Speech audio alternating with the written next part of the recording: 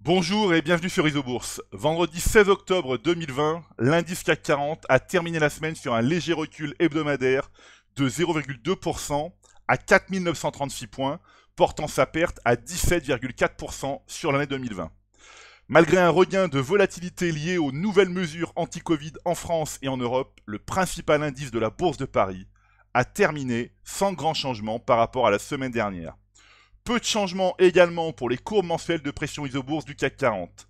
L'indice parisien évolue toujours au sein d'une tendance moyen terme incertaine depuis le croisement baissier des courbes de pression isobourse 5 et 20 mois validées en février 2020. Pendant ce temps, aux États-Unis, l'indice Nasdaq Composite a terminé la semaine sur un gain hebdomadaire de 0,8%. À l'opposé du CAC 40, l'indice phare des valeurs technologiques évolue au sein d'une phase haussière de moyen terme, parfaitement détectée par Isobourse depuis le croisement haussier des courbes de pression 5 et 20 mois, validées en mai 2020 au-dessous de 9500 points. En analysant les performances annuelles des grands indices mondiaux, eh bien, force est de constater la vigueur des indices américains en comparaison des bourses européennes dont les pertes 2020 sont encore importantes.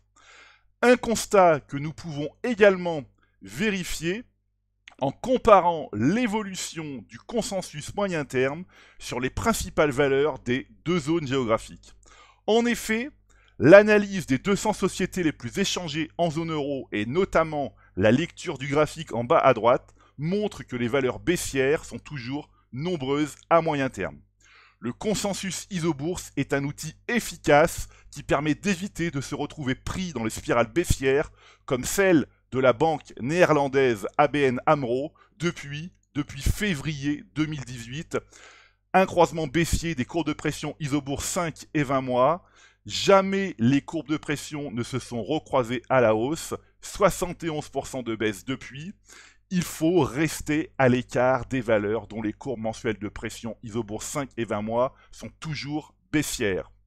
Outre-Atlantique, l'analyse des 200 valeurs les plus échangées aux États-Unis montre en revanche que le nombre de valeurs haussières à moyen terme est en train de dépasser le nombre de valeurs baissières.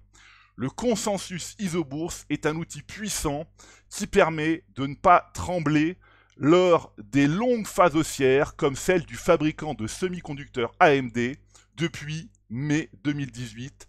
Là aussi, un croisement haussier des courbes de pression isobourse 5 et 20 mois. Jamais les courbes de pression isobourse ne se sont croisées à la baisse. Il faut conserver ces valeurs en portefeuille. Ici, la hausse est conséquente, presque 500% de hausse.